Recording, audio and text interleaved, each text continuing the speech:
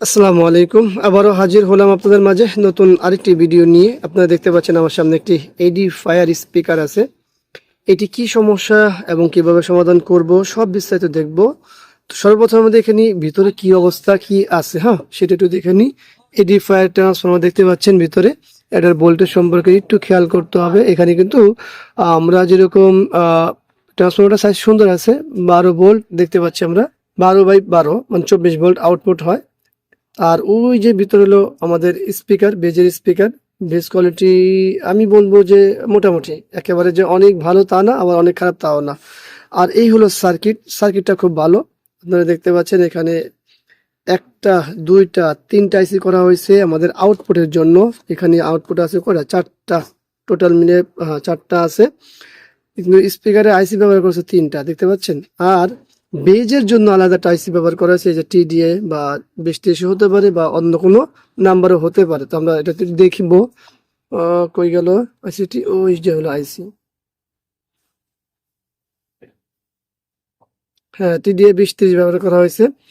তো আসলে এইখানে যে সমস্যা আমরা দেখতে পাচ্ছি এটা হলো বেজের সমস্যা। সর্বপ্রথম বেজ সমস্যা বলতে বেজ বাজে, কিন্তু বেজটা হলো বের বের করে।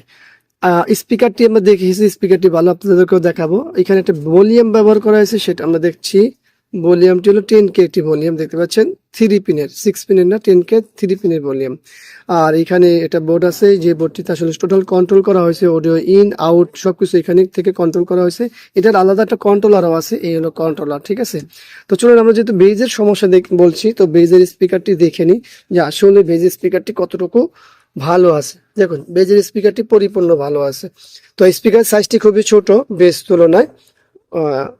বেজের স্পিকার সাইজ ছোট, তো সাইজ ছোট তার অর্থই না যে একেবারে খারাপ বাজবে, আর অনেক বড় হলেই অনেক ভালো বাজবে তা না। তো যাই এটার জন্য এটা পারফেক্ট করা হয়েছে, এটা ডিজাইন, এটা ডায়াগ্রাম হিসাবে সবই পারফেক্ট আছে। তো চলুন এখানে যে মূল সমস্যা, সেই সমস্যাটা আমরা নির্ণয় করেছি ভলিউমটাতে। বেজ কিন্তু বাজে ভাই, কিন্তু বেজের সাউন্ড কোয়ালিটি এত বাজে বলার বাইরে, এত বাজে হওয়ার কথা না। কারণ এত বাজে কিভাবে হয় বেজের, তাও এই এডিফায়ার বা আধুনিক যুগের স্পিকার গুলো।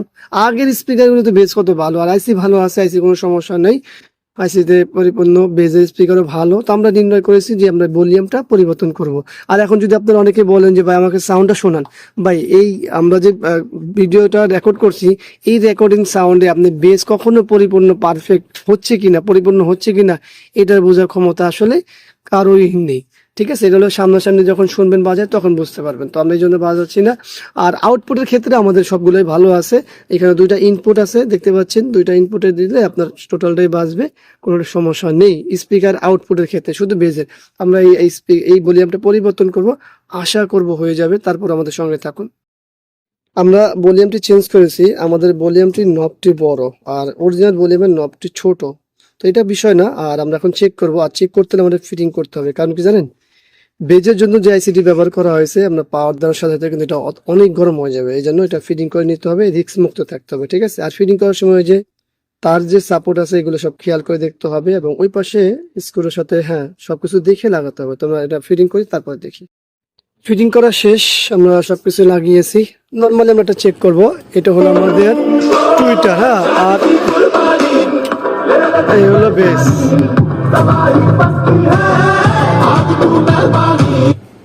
আপনারা শুনতে পেলেন যে বেসটি পারফেক্ট হয়েছে। আগে বেসটি দিলে এমন ঘের ঘের শব্দ করতো, যে শব্দটা আসলে ভালো লাগতো না। এখন যদিও আপনারা এই সাউন্ডেও তো আপনারা তো ভালোভাবে বুঝতে পারবেন না, যেহেতু এটা ভিডিও করার মাধ্যমে সাউন্ডটা শোনানো হয়েছে। এখানেও আপনারা ওইভাবে ভালো বুঝবেন না, তবে এটা ফিজিক্যালি বুঝতে হয়। তবে আমাদের কাজটা আলহামদুলিল্লাহ হয়েছে, এটা হলো বিষয়। তো যাই হোক, যার জিনিস সে আশা করি খুশি হবে। ভিডিওটি আপনাদের ভালো লাগলে লাইক, কমেন্ট, শেয়ার, অবশ্যই অবশ্যই আমাদের এই চ্যানেলটি সাবস্ক্রাইব করে রাখবেন, পাশে থাকা বেল বাটন চাপ দিয়ে রাখবেন। আবারও দেখা হবে ইনশাল্লাহ অন্য কোনো বিষয় নিয়ে। আজকের মধ্যে এখানে বিদায়। আল্লাহ হাফিজ। আসসালামু আলাইকুম ওয়া রাহমাতুল্লাহি ওয়া বারাকাতুহু।